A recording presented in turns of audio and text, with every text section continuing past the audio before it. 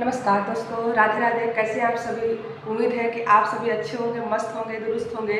मैं आज फिर लिनन के टॉपिक को आगे बढ़ाते हुए आज फिर से मैंने लाया है प्रोसेस ऑफ मैन्युफैक्चरिंग लिनन का। ठीक है, तो इस क्लास को आगे बढ़ाते हैं। कल जो है हमने देखा था लिनन की उत्पत्ति के बारे में, लिनन के बारे में कुछ हमने सुना था, देखा था कि लिनन का जो है प्रोसेस खेती जो है कैसे होती है। 6 साल तो उसको उपजाऊ बनाने में होता है और 1 साल में उसकी बुआई होती है, फिर कटाई होती है, फिर उसका जो है उसके आगे जो प्रोसेस होता है उसके बारे में आज हम चर्चा करेंगे। हमने पढ़ा था कि लैंड ऑफ लिनन किसे कहते हैं। लैंड ऑफ लिनन मिस्र को जानते हैं और रूस जो है सबसे आगे है, नंबर 1 पे है। और ऑस्ट्रेलिया में जो है इसकी जो उत्पादन जो होता है लिनन की वो सबसे अच्छा होता है, अच्छी गुणवत्ता का होता है। इसके बारे में हमने कल देखा था। मिस्र में शव को जो है दफनाते समय उसको लिनन के कपड़े में उसको चारों तरफ से क्या कर बांध देता है या लपेट करके तब उसको दफनाया जाता है। हमने इतना सब कुछ हमने कल देखा। ठीक है, उसके 2 फूल होते हैं, मतलब 2 फूल से प्राप्त होने वाले लेयर होते हैं, एक सफ़ेद फूल वाले और एक नीले फूल वाले। नीले फूल वाले जो उच्च गुणवत्ता वाले होते हैं, सफ़ेद फूल वाले निम्न गुणवत्ता, अर्थात उसकी गुणवत्ता उतनी अच्छी नहीं होती है। आज हम उसके प्रोसेस के बारे में पढ़ते हैं। देखिए किस प्रकार से हमको लिनन का रेशा मिलता है। देखिए सबसे पहले आता है प्रोसेस में आता है कल्टीवेशन यानी उसकी बुआई होती है। ठीक है, सबसे पहले तो हम लोग यहाँ पे होना चाहिए कि उसको उपजाऊ बनाते हैं मिट्टी को। जो मिट्टी होती है जहाँ पे खेती करना है हमको लिनन का, सबसे पहले उसको 6 साल लगता है उसको उपजाऊ बनाने के लिए। फिर उसके बाद हम उसका कल्टीवेशन करते हैं, लिनन के बीज को उसमें बोते हैं। ठीक है, फिर उसके बाद अब कुछ समय बाद वो पक जाता है, जब तैयार होता है फसल, तब उसके बाद उसको काट करके क्या करते हैं, कलेक्ट करते हैं, इकट्ठा करते हैं। ठीक है, हार्वेस्टिंग जिसको हम लोग बोलते हैं कटाई करना, तो हार्वेस्टिंग इकट्ठा किया जाता है। फिर ड्राइंग उसको सुखाया जाता है, फिर रिपलिंग और उससे पत्ते को क्या कहता है, अलग किया जाता है। देखिए तो सबसे पहले उसकी खेती की जाती है, उसको बोया जाता है, फिर उसको काट करके लाया जाता है घर पे। जैसे अब आप लोग धान को ही देखते हो, धान जो है उसकी बुआई होती है, फिर उसकी कटाई होती है, उसको काट करके वहाँ पे क्या कहता है, बिछा देता है सूखने के लिए। जब थोड़ा सूख जाता है तो घर पे लाते हैं, उसको पीट करके उसके बीज को अलग करते हैं, पत्तों को क्या करते हैं, अलग करते हैं ना। ठीक वही प्रोसेस यहाँ पर भी है। कल्टीवेशन उसकी बुआई करते हैं, फिर उसको कलेक्ट करते हैं, इकट्ठा करते हैं, फिर उसको सुखा देते हैं। काट करके क्या करते हैं, उसको सुखाते हैं, सुखा करके उसको पत्ते, रिपलिंग मतलब उस पत्तों को अलग करते हैं। देखिए पत्ते अलग करना, पत्ते को क्या करते हैं, अलग करते हैं। फिर रेटिंग की प्रक्रिया होती है, किसकी, रेटिंग। जब पत्ते अलग हो जाते हैं फिर उसको उस लिनन के पौधे पे रेटिंग की प्रक्रिया की जाती है, अर्थात उसको गलाया जाता है। गलाने के 3 तरह से प्रोसेस होते हैं, गलाने के 3 तरीके होते हैं। पहला तरीका है, देखिए पानी में जो बहता हुआ पानी है उस पानी में उसको लगा के डाल देते हैं और उसे 2 सप्ताह के लिए छोड़ देते हैं। दूसरा हो गया ओस के द्वारा। ओस जो ओस होती है, ओस में ले जाकर वहाँ पे बिछा के छोड़ दिया जाता है और उसे जो पड़ती है उस ओस के द्वारा वो फूल जाता है, जिससे रेशा जो है डंठल से अलग हो जाती है। फिर लकड़ी के बर्तन में 70 से 90, इसको पावलेन विधि है, ये पावलेन विधि है। पावलेन विधि में क्या करते हैं, 70 से 90 डिग्री सेल्सियस पे गर्म पानी लिया जाता है। एकदम गर्म पानी जो 70 से 90 डिग्री सेल्सियस पे गर्म होता है, उस गर्म पानी को लेकर के उस लिनन को उसमें डाल दिया जाता है, जिसे हम पावलेन विधि कहते हैं। दूसरा अगला हो गया केमिकल विधि। इसमें ऑक्जेलिक एसिड का प्रयोग किया जाता है और कास्टिक सोडा, ऑक्जेलिक एसिड और कास्टिक सोडा का प्रयोग करते हैं। यानी कि जो ये रेटिंग के प्रोसेस होते हैं, इसमें 4 प्रकार के प्रोसेस हो गए। पहला प्रोसेस है पानी के द्वारा, ताजे पानी में हम लोग उसको क्या करते हैं, 1-2 हफ्ते के लिए छोड़ देते हैं फूलने के लिए। दूसरी विधि हो गई ड्यू यानी ओस के द्वारा, ओस के द्वारा उसको रख दिया जाता है, ओस में उसको रख दिया जाता है फूलने के लिए 1-2 सप्ताह के लिए। फिर उसके बाद आता है पावलेन विधि। पावलेन विधि में 70 से 90 डिग्री तापमान पे गर्म पानी में क्या होता है, खौलते पानी में उसको डाल दिया जाता है। और लास्ट आता है केमिकल विधि, जिस केमिकल विधि में हम ऑक्जेलिक एसिड और कास्टिक सोडा का प्रयोग करते हैं इस रेटिंग प्रोसेस या रेटिंग प्रक्रिया को पूर्ण करने के लिए। आगे आते हैं ब्रेकिंग। अब उसको तोड़ा जाता है, अर्थात उसको रेशों से अलग किया जाता है, ठीक है। डॉटिंग अब उस रेशों को अलग करके उसको पीटा जाता है, पीट करके उसकी धुनाई पिटाई होती है। फिर स्कचिंग, उसको पीट करके अलग किया जाता है, उसको पीट करके उसको थोड़ा मतलब कि पतला पतला रेशे के रूप में उसको अलग अलग कर लिया जाता है। कॉम्बिंग, फिर उसको जैसे कि हमारे बाल उलझे हुए होते हैं तो उसको कॉम्बिंग करके समानांतर करते हैं उसको, और अच्छे से मुलायम अच्छे तरीके से करते हैं, तो उसके लिए कॉम्बिंग किया जाता है या कंघी किया जाता है।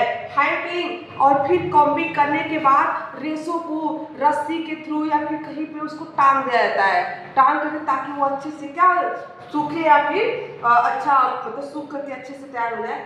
और स्पिनिंग, फिर उसके बाद उस जब वो टांग करके उसको सुखा लिया जाता है, उसको नॉर्मली कर लिया जाता है, फिर उससे रेशों की कटाई होती है। रेशा जब तैयार हो जाता है तब उस पर वीविंग की प्रक्रिया यानी नेक्स्ट प्रक्रिया वीविंग की जाती है। वीविंग यानी कि बुनाई की जाती है। बुनाई करने के बाद जब बुनाई जब हो जाती है, कपड़ा जब बुन लिया जाता है तो अब उस पर फिनिशिंग, उसको अच्छा सा कलर देने के लिए, अच्छा सा मतलब उसको अच्छे दिखने के लिए हमको उसमें परिसज्जा या फिनिशिंग की प्रक्रिया की जाती है। फिर आते हैं डाइंग अर्थात उस पर रंगाई की जाती है। फिर उसके बाद लास्ट में प्रिंटिंग यानी छपाई करते हैं, ठीक है। इतनी बात समझ में आई? 1 मिनट। फिर से इसको बाद एक बार और सुन लेते हैं, ठीक है। एक बार और इसको सुनिए, एक बार और। कल्टीवेशन, सबसे पहले बुआई करते हैं, बीज को लेते हैं, उसको खेतों में बो देते हैं।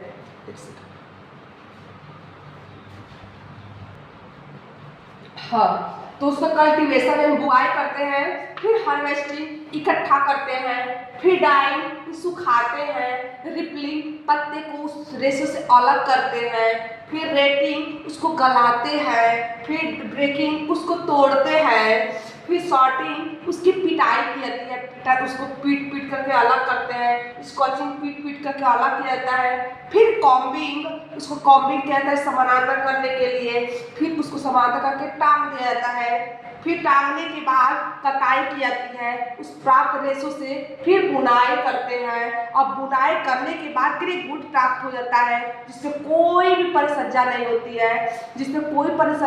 होती है, उससे प्राप्त कपड़े जो करघे से उतरता है कपड़ा, उस करघे से प्राप्त कपड़े को विदाउट जो फिनिशिंग होता है उसे ग्रे गुड्स कहते हैं। अब उस ग्रे गुड्स पे फिनिशिंग की प्रक्रिया की जाती है। फिनिशिंग की प्रक्रिया के बाद उस पर डाई की जाती है, जो डाई यानी कि कलर उस पर चढ़ाया जाता है। फिर उसके बाद जैसा हमको डिजाइन चाहिए उसके थ्रू उस पर छपाई की जाती है। रेटिंग प्रोसेस के हमने चार जो है तरीके बताए हैं। बहते पानी में, ताज़ा पानी में उसको बार करके डाल दिया जाता है। दूसरा हो गया ओस के द्वारा जो है नेचुरल जो प्रकृति के द्वारा हम लोग ओस में डालते हैं। इसकी ये प्रक्रिया थोड़ा लंबा होता है लेकिन अच्छा क्वालिटी का मिलता है रेशा। अब तीसरा है जो 70 से 90 डिग्री तापमान पे गर्म पानी में उस रेशों को डाल देता है, उस मतलब कि ये जो फ्लैक्स है उस पौधे को काट करके उसमें डाल देता है। और चौथा है केमिकल के द्वारा, जिसमें ऑक्जेलिक एसिड और कास्टिक सोडा का प्रयोग करते हैं। तो क्या मेरी इतनी बात समझ में आई?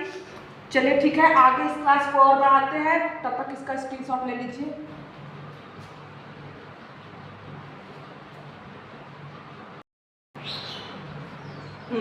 तो आते हैं इसके गुण के बारे में। अब जानते हैं लिनन के गुण कैसे होते हैं, कौन कौन से गुण इसमें पाए जाते हैं, उसके गुण के बारे में देखते हैं, ठीक है। लिनन के पहले जो गुण के बारे में हम देखते हैं भौतिक गुण। पहले भौतिक गुण के बारे में, फिजिकल जो गुण उसमें पाए जाते हैं उसके बारे में देखते हैं कि कौन कौन से गुण होते हैं। तो पहला देखिए, इसका संगठन होता है हाइड्रोजन, कार्बन, हाइड्रोजन, ऑक्सीजन और फास्फोरस। तीनों यानी चारों का संगठन होता है, इसमें चारों को पाते हैं। उसमें कार्बन के भी अणु होते हैं, हाइड्रोजन के भी, ऑक्सीजन के भी और फास्फोरस के भी अणु उसमें पाए जाते हैं। दूसरा है सेलुलोज। अब देखिए इस जो भी प्लांट से रिलेटेड है, पौधों से रिलेटेड है, उसमें सेलुलोज की मात्रा तो मिलती ही है। अब ये जो है लिनन क्या है, पौधे से प्लांट से प्राप्त होने वाला रेशा है जिसमें सेलुलोज की मात्रा कितनी है, 60 से 70% होती है। ठीक है, आगे पेक्टिन है, पेक्टिन 25% तक होता है। पेक्टिन नामक गोंद उसमें मिलता है 25%, और 5 से 8% क्या होती है, उसमें अशुद्धियाँ खुली होती है। आगे देखिए वनस्पति का सबसे लंबा रेशा है, वनस्पति जगत का सबसे लंबा रेशा कौन है, लिनन है। लगभग 10 से 12 इंच का होता है, 10 से 12 इंच का ये लिनन का पौधा होता है। चमक कैसी होती है, सिल्क की जैसी होती है। इसका व्यास क्या होता है, 15 से 18 माइक्रोन। इसको माइक्रोन, ये माइक्रोन का साइन होता है। ठीक है, माइक्रोन, और इसकी तन्यता इसमें नहीं होती है। ठीक है, तन्यता इसमें नहीं होती है। ठीक है ना, इसमें तन्यता का गुण नहीं होता है। इसका व्यास 15 से 18 माइक्रोन होता है, चमक सिल्क जैसी होती है। ठीक है, और ये वनस्पति जगत का सबसे लंबा रेशा है जिसकी लंबाई 10 से 12 इंच तक होती है। 10 से 20 इंच तो माना गया, 20 इंच तक होती है। पानी को अवशोषित करता है। इसका मुख्य रीजन रेशे द्वारा पानी का शोषण न होकर के बल्कि पानी कपड़े की सतह पर फैल जाता है। जैसे अब पानी कपड़े की सतह पर पड़ता है तो वो वहाँ पे कलेक्ट ना होगा, अवशोषित नहीं होगा, वो क्या होगा, फैल जाएगा। फैल करके उसमें क्या होता है, सब ऑब्जर्व कर लिया जाता है। ठीक है ना, आगे देखिए ताप का अच्छा संचालक है। ये ताप का क्या है, अच्छा संचालक है, यानी शरीर को ठंडा प्रदान करता है, ठंडक देने वाला रेशा होता है। ठीक है, जलने पर पेपर जैसी गंध आती है। जलाने पर जो भी वनस्पति जगत के रेशे होते हैं उसे जलाने पर पेपर की जैसी गंध उससे आएगी। ठीक है, आगे देखिए रगड़ और घर्षण का प्रभाव नहीं पड़ता है, उस पर रगड़ और घर्षण का कोई प्रभाव नहीं पड़ता है। गीली अवस्था में 20% उसकी मजबूती बढ़ जाती है। कितनी प्रतिशत, 20%। गीली अवस्था में कितना प्रतिशत, 20% उसकी मजबूती बढ़ जाती है। और हाँ, वनस्पति जगत से प्राप्त जो रेशे होते हैं उस पे कीड़े तो नहीं लगते, फफूंद लग जाती है, बट कीड़े नहीं लगते। वही प्राणी जगत से प्राप्त रेशों में कीड़े लग जाते हैं। ठीक है, लेकिन वनस्पति जगत से प्राप्त रेशे हैं उसमें फफूंद लगता है बट कीड़े नहीं लगते हैं।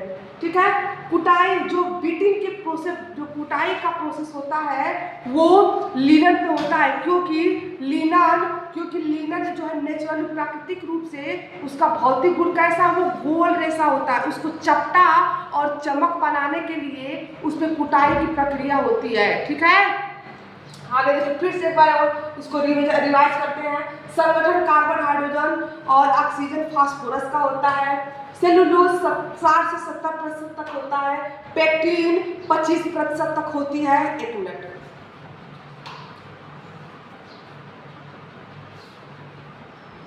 वनस्पति जगत का सबसे लंबा रेशा होता है जिसकी लंबाई 10 से 20 इंच तक होता है। चमक सिल्क जैसी होती है। इसका व्यास कितना होता है, 15 से 18 माइक्रोन होता है। तन्यता इसमें नहीं होती है, अवशोषक गुण इसमें होता है।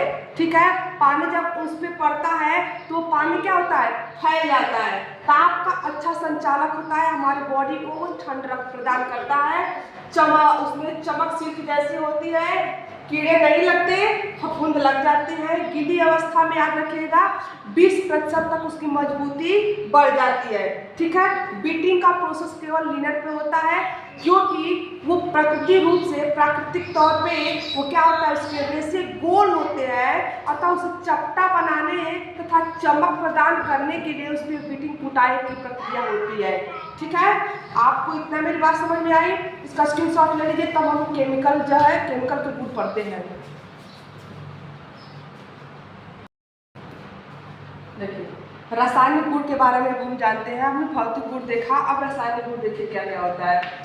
रासायनिक गुण, अम्ल का प्रभाव बुरा पड़ता है। अम्ल का प्रभाव कैसा होता है, इससे बुरा, जितने भी वनस्पति जगत से सेलुलोजी जगत का रेशा है उसमें अम्ल का प्रभाव बुरा पड़ेगा और क्षार का प्रभाव अच्छा पड़ता है। और प्राणी जगत उसका अपोजिट होता है। प्राणी जगत से प्राप्त जो रेशे होते हैं उसमें अम्ल का प्रभाव अच्छा पड़ेगा और क्षार का प्रभाव बुरा पड़ता है। तो यहाँ पे ये लिनन क्या है, वनस्पति जगत या सेलुलोज जगत का रेशा है जिसपे अम्ल का प्रभाव बुरा पड़ेगा और क्षार का प्रभाव कैसा पड़ेगा, अच्छा पड़ेगा। ठीक है। रंग कैसा होता है, रंग उसमें मुश्किल बहुत मतलब कठिन, रंग चढ़ना इसमें बहुत ही कठिन होता है लेकिन उतरता बहुत आसानी से है। रंग तो चढ़ता, जो जितना ही काम मुश्किल होता है उसको बिगाड़ना उतना ही काम आसान होता है, उसी प्रकार से ये है, रंग चढ़ना जितना मुश्किल है उसमें से रंग उतारना उतना ही आसान होता है।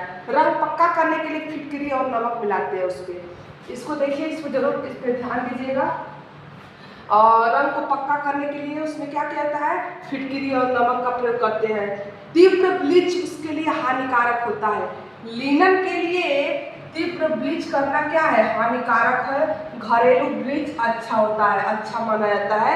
उसमें घरेलू जो ब्लीच किया जाता है उसका प्रभाव अच्छा पड़ेगा लिनन पे। पसीना सोखने की क्षमता तो होती है लिनन में, लेकिन ज़्यादा एसिड युक्त अगर पसीना निकल रहा है तो उस रेशों के लिए खराब होता है, रेशों के लिए, यानी कि लिनन के रेशों के लिए वो नुकसानदायक होगा। ठीक है। आगे फिर से एक बार देख लीजिए इसको। अम्ल का प्रभाव बुरा पड़ेगा, क्षार का प्रभाव अच्छा पड़ता है। मुश्किल से रंग चढ़ता है, आसानी से रंग उतरता है। उसको रंग को पक्का करने के लिए फिटकरी और नमक मिलाते हैं। ब्लीच, तीव्र ब्लीच इस पर हानिकारक प्रभाव डालेगा और घरेलू ब्लीच अच्छा प्रभाव डालेगा। जबकि पसीना सोखने की क्षमता होती है, जब एसिड युक्त हो जाएगा तो रेशों पे बुरा प्रभाव पड़ेगा। ठीक है। तो आज का क्लास बस इतना ही। लिनन जो है, लिनन का चैप्टर कंप्लीट हो गया हमारा। कल जो है दूसरे चैप्टर, न्यू चैप्टर के साथ, नए जोश और उत्साह के साथ यहाँ पे फिर से प्रस्तुत होंगे। तब तक के लिए नमस्कार।